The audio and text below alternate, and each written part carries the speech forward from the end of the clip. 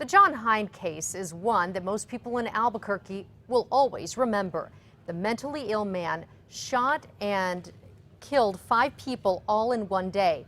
But could he have been stopped? Washington is asking questions about how to help the mentally ill, and the city of Albuquerque is spearheading those efforts. News 13's Crystal Gutierrez is in the Newsplex. Now, Jessica, it's not just about mentally ill people who turn violent. Whatever ideas are gathered right here in Albuquerque will be sent to Washington. This is a dialogue that the president and the White House have asked several mayors to get started around the country. Albuquerque is one of the first. The city says Washington asked Albuquerque city leaders to spearhead summit meetings because of the programs the city has implemented to address mental health issues. The city first started working on a plan to help mentally ill homeless in 2003 after an APD sergeant was shot twice by a homeless man suffering from a mental disorder. After John Hyde, another mentally ill man, killed 5 people, including 2 officers in 2005, APD hired a half-dozen civilian crisis specialists to help intervene.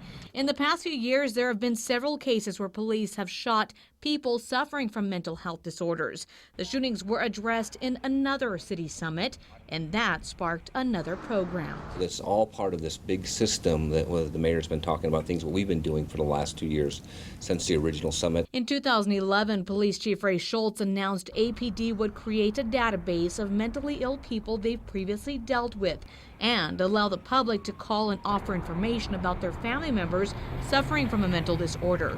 It started with about 17 names. It's now close to 100. That information is fed to those responding officers.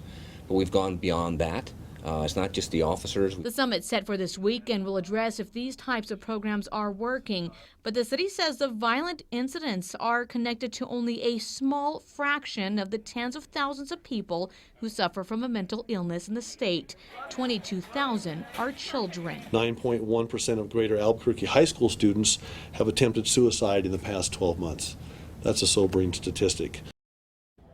The city says the summit will allow anyone from the community to sign up and speak out about what they believe is helping and where the gaps are to help the mentally ill. They hope to get children involved in the summit as well. Back to you. Okay, Crystal, the summit is scheduled for this Saturday starting at 9 in the morning at the National Hispanic Cultural Center. The information gathered from the community will be shared with Washington.